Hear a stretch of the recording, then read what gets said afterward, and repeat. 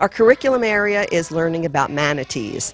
I think that says a lot for the school, that they are open to this. If we were just reading out of a book, it would be boring. Kids will tell you they don't even know they're learning. I'm a soft gray mammal, tender and humble. A 9-foot-long papier-mâché manatee, along with her baby calf, takes center stage in a second-grade classroom at Freedom Shores Elementary. They are the centerpieces of a LEAP project, and an acronym for Learning Through Educational Arts Partnership. Miss Lipinski and I have done a couple of leaps in the past before, and we've been very successful and had a great time. The kids have just done a phenomenal job. So when she transferred to this school, Freedom Shores, this year, she brought the whole concept of bringing LEAP, that's the Arts Integration Project, with the Center for Creative Education. The innovative Artist in Residence program encourages students to learn by encouraging creativity and a hands-on experience. It allows us to take something we know that's highly interesting to the students, and then we take all of our subject areas and we see how can we incorporate that into our curriculum. So we take a look at the standards and we say, now how can we use this standard with what our Manatee project is. Ms. Lipinski focuses on reading, while other teachers help the students with writing and social studies. There are even opportunities to delve into STEM learning. That's science, technology, engineering, and math. When the Center for Creative Education came to us, they wanted a STEM project, and STEM is so popular, so hot right now. And we said, you know what, we can do you one better. We can go STREAM. We can include the reading.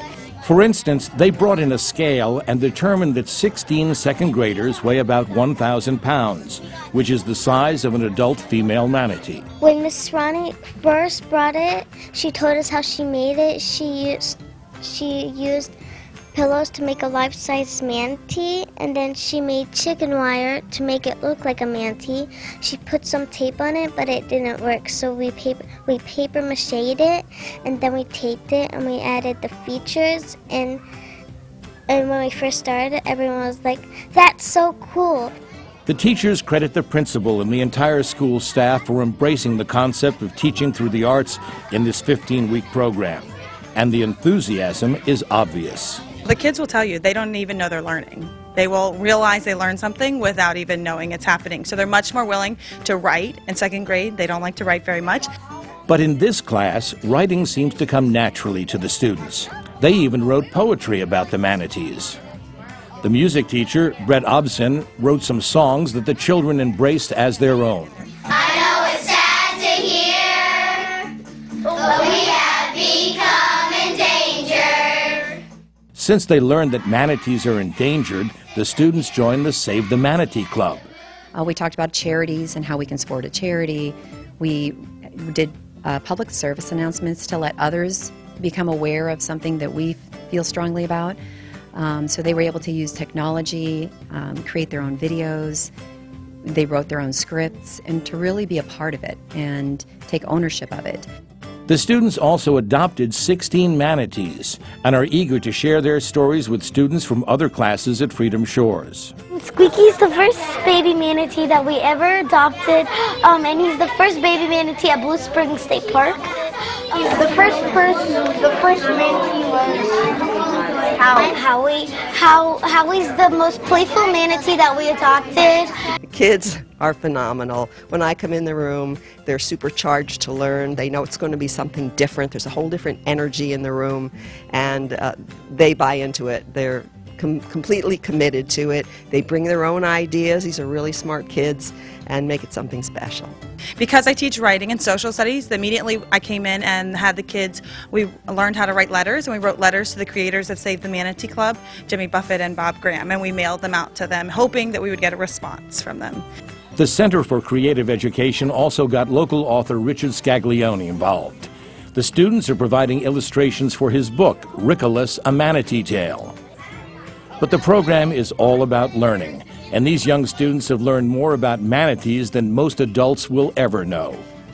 And they have actually nails. They also have a belly button. That's pretty cool. And they floss their teeth if they find a rope, they'll floss their teeth on some rope. I knew they were mammals, even though some people wouldn't think that because they have to swim. Even though they swim, that doesn't mean they're not mammals. Manatees are mammals because they breathe air. They nurse their young. Manatees have a backbone and are warm-blooded. They have hair on their bodies. They also have well-developed brains. But there's even more. The students also learned about the manatees' migration habits. Rather than just paint a map or talk about it, we decided to make a giant board game. The game pieces are Beanie Baby manatees that the kids helped to make and stuff, and the board game shows the migration pattern between the Lake Worth Inlet and the Jupiter Inlet. There are the fun facts, too. We learned from our studies that manatees are herbivores, so they're taking in a lot of these plants that produce the gases in their stomach. Well, they pass gas naturally anyway, but then they are able to go up and down vertically using the gas as a buoyancy control. And what do parents think of this program? The comments and the letters that we've received from the parents, I think that is huge when you hear that they're going home with it. So often parents say, "What did you do at school today?" and the children say nothing. That's not what's happening here. They go home and they tell their parents everything, and they email us back just amazed at how much knowledge their children are gaining. And after 15 weeks of immersion in this program dubbed Manatee Insanity, what do the students think? When you're just learning, you're like, I don't want to learn. I want to go have some fun. But in this project, you get to learn and have fun. I'm a star.